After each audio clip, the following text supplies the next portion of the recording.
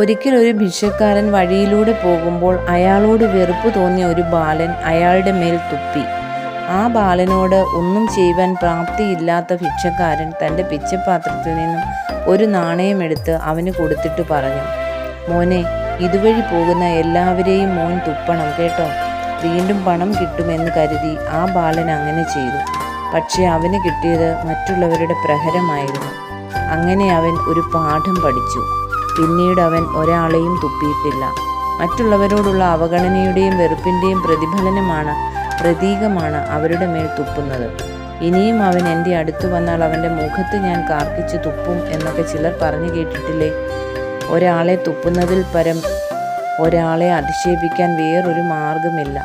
ഇവിടെയെല്ലാം മറ്റുള്ളവരെ നമ്മേക്കാൾ നികൃഷ്ടരും ഹീനരുമായി കാണുന്ന മനോഭാവം വ്യക്തമാണ്.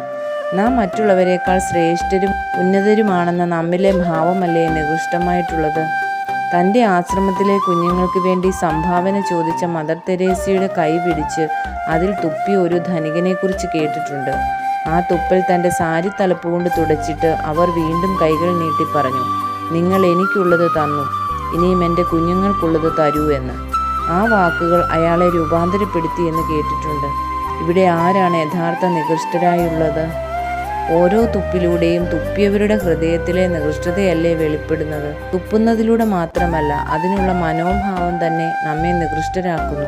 അതിനാൽ മറ്റുള്ളവരിലെ ശ്രേഷ്ഠത കണ്ടെത്താൻ കഴിയുന്നതാണ് നമ്മുടെ ശ്രേഷ്ഠത എന്ന്.